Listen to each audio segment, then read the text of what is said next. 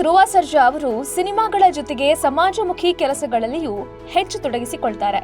ಕಷ್ಟದಲ್ಲಿರುವವರಿಗೆ ಆಗಾಗ ಸಹಾಯ ಹಸ್ತವನ್ನ ಚಾಚುತ್ತಾರೆ. ಇದೀಗ ಪುಟ್ಟ ಮಗುವಿನ ಬಾಳಿಗೆ ಬೆಳಕಾಗಿದ್ದಾರೆ.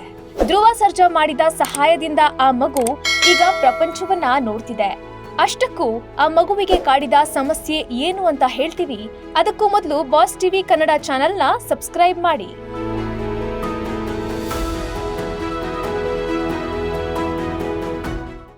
ನಟ ಧ್ರುವ ಸರ್ಜಾ ತೆರೆ ಮೇಲೆ ಮಾಸ್ ಹೀರೋ ಆಗಿ ಮಿಂಚುತ್ತಾರೆ. ಆದ್ರೆ ನಿಜ ಜೀವನದಲ್ಲಿ ತಮ್ಮನ್ನ ನಂಬಿ ಬಂದವರಿಗೆ ಸಾಕಷ್ಟು ಸಹಾಯ ಕೂಡ ಮಾಡ್ತಾರೆ. ಸಮಾಜಮುಖಿಯಾಗಿ ಬದುಕ್ತಿದ್ದಾರೆ.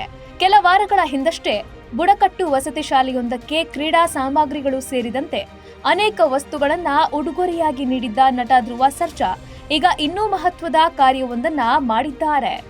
ಧ್ರುವ ಸರ್ಜಾ ಅವರು ಕಣ್ಣಿನ ಸಮಸ್ಯೆ ಇದ್ದ ಬಾಲಕನೊಬ್ಬನಿಗೆ ಶಸ್ತ್ರಚಿಕಿತ್ಸೆ ಮಾಡಿಸಿದ್ದಾರೆ. ಆ ಮೂಲಕ ಆ ಬಾಲಕನ ಕಣ್ಣು ದೃಷ್ಟಿ ಸರಿ ಹೋಗುವಂತೆ ಮಾಡಿದ್ದಲ್ಲದೆ ಆ ಬಾಲಕನ ಹಾಗೂ ಅವರ ಕುಟುಂಬಕ್ಕೆ ಬೆಳಕಾಗಿದ್ದಾರೆ. ತಾವೇ ಮುಂದೆ ನಿಂತು ಮಂಜುನಾಥ ದೃಷ್ಟಿ ಆಸ್ಪತ್ರೆಯಲ್ಲಿ ಆ ಪುಟ್ಟ ಬಾಲಕನಿಗೆ ತಮ್ಮ ಸ್ವಂತ ಖರ್ಚಿನಲ್ಲಿ ಶಸ್ತ್ರಚಿಕಿತ್ಸೆ ಮಾಡಿಸಿದ್ದಾರೆ. ಶಸ್ತ್ರಚಿಕಿತ್ಸೆ ಬಳಿಕ ಆ ಬಾಲಕನ ದೃಷ್ಟಿ ದೋಷ ನಿವಾರಣೆಯಾಗಿದೆ. ಬಾಲಕನ ತಂದೆ ವಿಡಿಯೋದಲ್ಲಿ ಈ ಬಗ್ಗೆ ವಿವರಣೆ ನೀಡಿದ್ದು, ನನ್ನ ಪುಟ್ಟ ಮಗನಿಗೆ ಕಣ್ಣಿನ ಸಮಸ್ಯೆ ಇತ್ತು.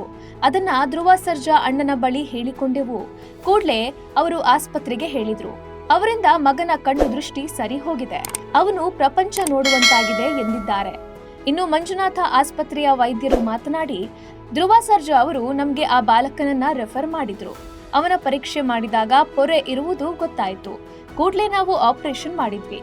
ಈ ಕಾರ್ಯವನ್ನ ನಾನ್ ಮಾಡಿದೆ ಅಂತ ಹೇಳೋದು ಬೇಡ, ಪ್ರಚಾರ ಮಾಡೋದು ಬೇಡ ಎಂದು ಧ್ರುವ ಸರ್ಜಾ ಹೇಳಿದ್ದರು ಅಂತ ವೈದ್ಯರು ಹೇಳಿದ್ದಾರೆ. ಇನ್ನು ಆಪರೇಷನ್ ಬಳಿಕ ನಟ ಧ್ರುವ ಸರ್ಜಾ ಅವರು ಆ ಬಾಲಕ ಹಾಗೂ ಅವನ ಪೋಷಕನೊಟ್ಟಿಗೆ ಮಾತನಾಡಿದ್ರು. ಪೋಷಕರಿಬ್ರು ಸಹ ಧ್ರುವ ಸರ್ಜಾ ಅವರ ಸಹಾಯಕ್ಕೆ ಧನ್ಯವಾದ ಹೇಳಿದ್ದಾರೆ. ಧ್ರುವ ಸರ್ಜಾ ಅಣ್ಣ ಬೈತಾರೆ, ಆದ್ರೆ ಮಾಡಿದ ಸಹಾಯವನ್ನ ಹೇಳಿಕೊಳ್ಳದೆ ಇರಲು ಆಗೋದಿಲ್ಲ ಎಂದಿದ್ದಾರೆ ಬಾಲಕನ ಪೋಷಕರು. ಒಟ್ನಲ್ಲಿ ದಾನ ಧರ್ಮ ಅಂತ ಬಂದ್ರೆ ನಮ್ಮ ಸ್ಯಾಂಡಲ್ವುಡ್ ನಟರು ಯಾವಾಗ್ಲೂ ಮುಂದೆ ಇರ್ತಾರೆ. ಅದರಲ್ಲೂ ಧ್ರುವ ಸರ್ಜಾ ಮಾಡಿರುವ ಕಾರ್ಯ ಮಾತ್ರ ಎಲ್ಲರಿಗೂ ಸ್ಫೂರ್ತಿಯಂತಾಗಿದೆ.